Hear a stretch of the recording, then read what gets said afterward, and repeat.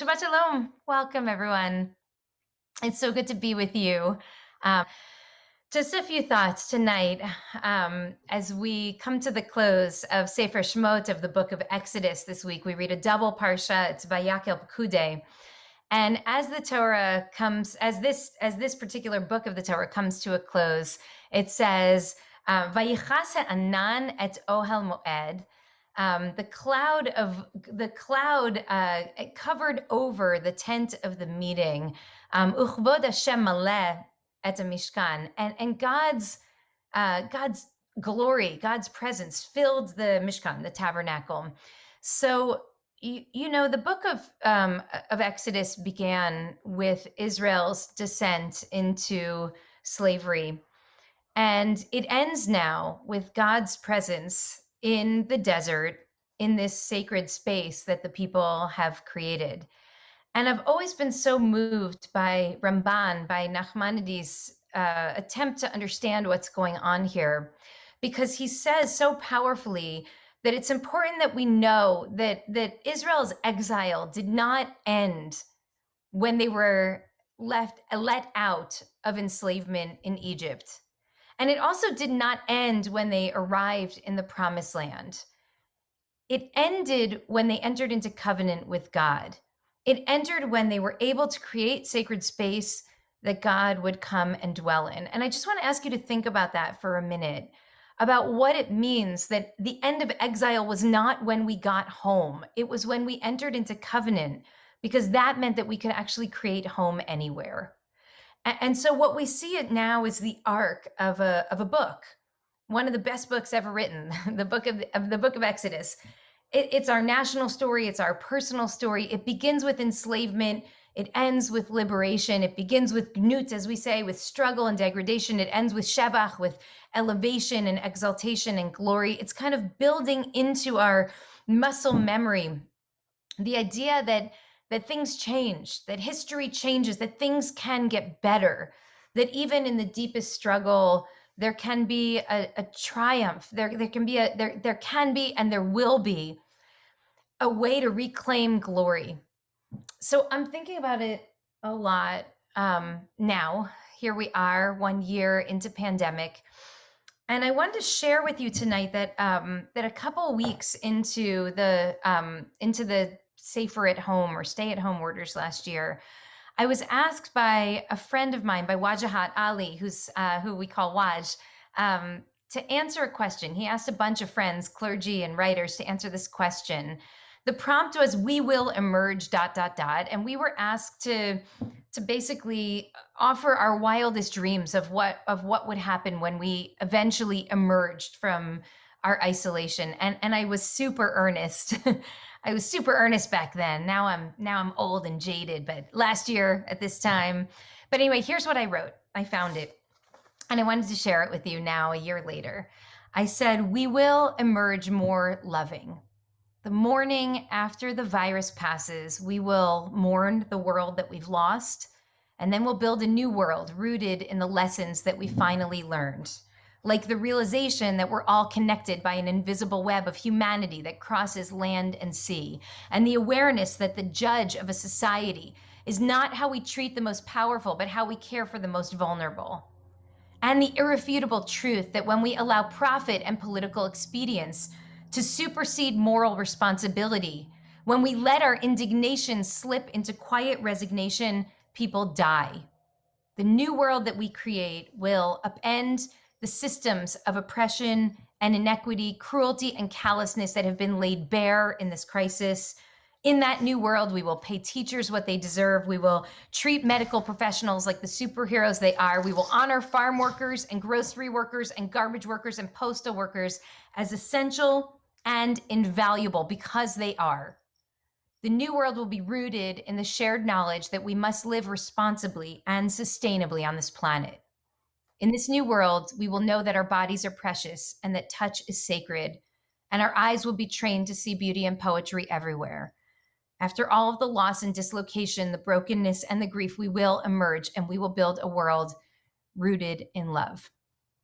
I want to say a couple things about that tonight. First of all, you've heard me talk about this now for a year, so some of this is not new to you. But when I wrote that last year, I had no idea how awful the toll of this thing would be. 1 full year apart. More than 500,000 Americans dead from this virus, and millions of people dead around the world. We had no idea what we were stepping into. And even when I wrote these words, I knew that what I was writing was an impossible dream, the kind of dream that you kind of have to say anyway, because we know in our hearts that change never comes until we dream impossible dreams. But in my heart, even when I wrote this, I remember fearing that as soon as we were able to emerge from this, we would so quickly revert to the world as it was and not even strive anymore for the world as it could be. But here we are now. It's a full year later, and it's not over yet. We haven't emerged yet. But this week, through sheer force of will, some pretty significant things have happened that are hinting at the trajectory that we're now on. Millions and millions of people have now been vaccinated. And we are told by someone who I trust that every American will be able to be vaccinated by May. It's unimaginable, and yet it is happening. And through sheer force of will, a bill was passed that then became law this week that not only will give immediate relief to so many of us who've been hurting so badly, and the money set to hit the bank accounts tomorrow, but this law is estimated to cut child poverty in half in this country. And I just want for us to think about that for a minute. So how many people is this going to affect? We know that more than 4 out of 10 children in America live in households that struggle to meet their basic expenses. In this, the wealthiest nation in the world, we know that between 7 and 11 million people, children, live in households in which they don't have enough to eat. And those stats came before COVID. Many people are saying now that the poverty rate has only increased dramatically since COVID started. And of course, we know that poverty disproportionately affects Black and Latino children because poverty rates are exacerbated by systemic inequalities that have been built into the fabric of this nation. But then this week, half the number of children who suffer in this way will now have their suffering alleviated. Half of them.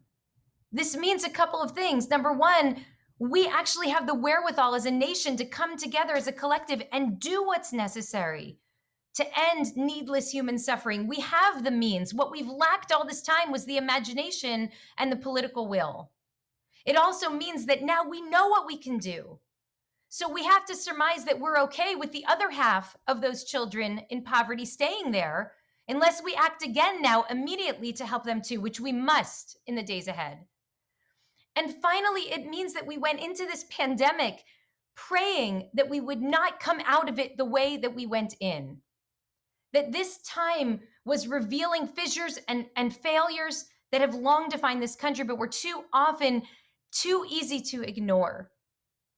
And I wrote, and we prayed, and we all hoped that we would come out the other side ready to make the kind of real change that would transform this country, that this pain would serve to open our hearts and change us as a nation. And this moment is happening now.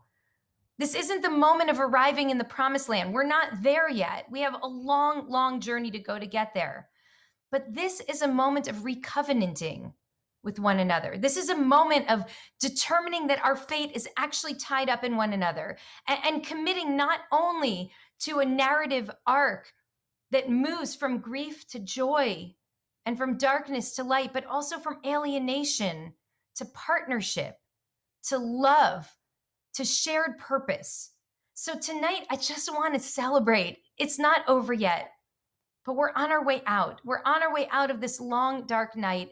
And after the loss and the dislocation and the brokenness and the grief and the anxiety and the uncertainty and the depression and the hardship, I do believe that when we emerge, we will build a world rooted in love.